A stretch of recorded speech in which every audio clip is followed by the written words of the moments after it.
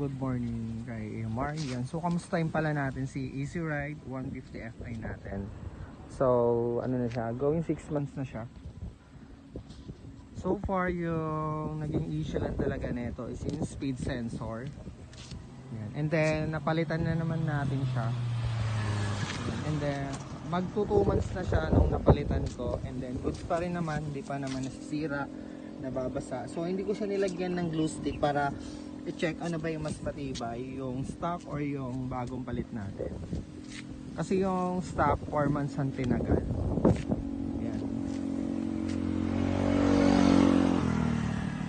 So, ito may nagpalagay na rin tayo. Guys. Ako na pala naglagay. Then, headlight natin working pa rin naman. So, pag i-check natin. Okay.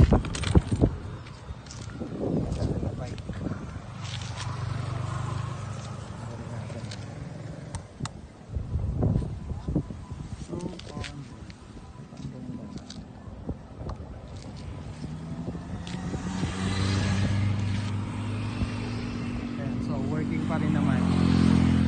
So kita nyo naman yung headlight nya, ayan. So gumagana yung low tsaka high. And then i-check natin turning signal. So dito muna tayo sa right. Yung right dito sa harap, so working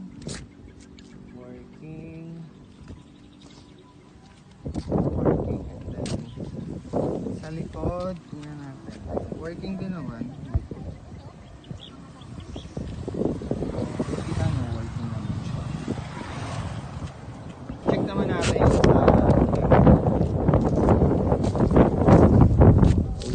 Left working din.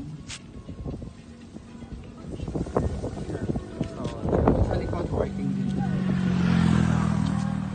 So, i-check naman natin yung passenger.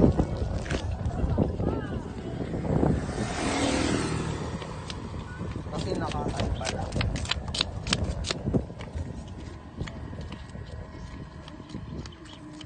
Working naman. Working yung passing light niya. And then yung mga halo light nya working naman, yung mga halo light nya working dito kabilaan. Ito working, may ilaw yan, maliwanag lang, kaya mukha lang hindi gumagana.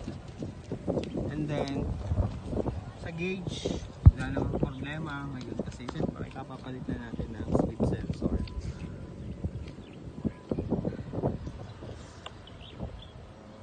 Then one push start pa rin naman to. Tingnan natin.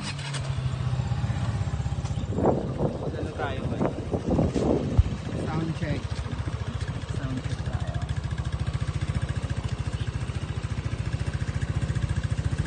Lalapit natin.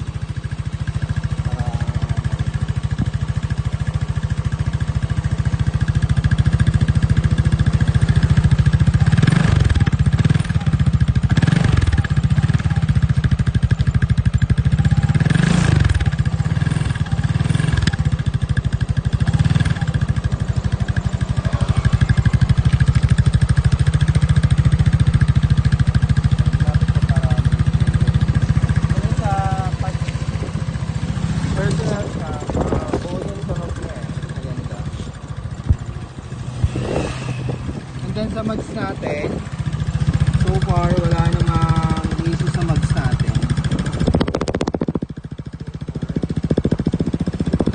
Talaga tayo nakasulak sa mag lang, wala lang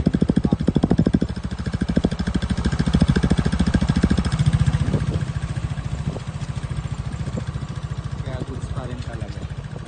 Goods pa rin after 6 months.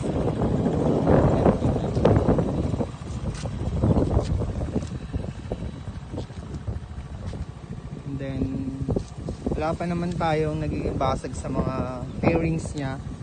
Merong gas-gas kasi medyo natumba to.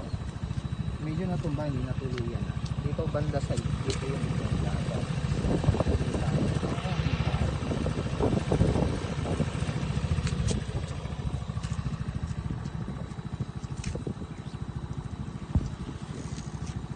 So, yun lang. Very quick lang talaga.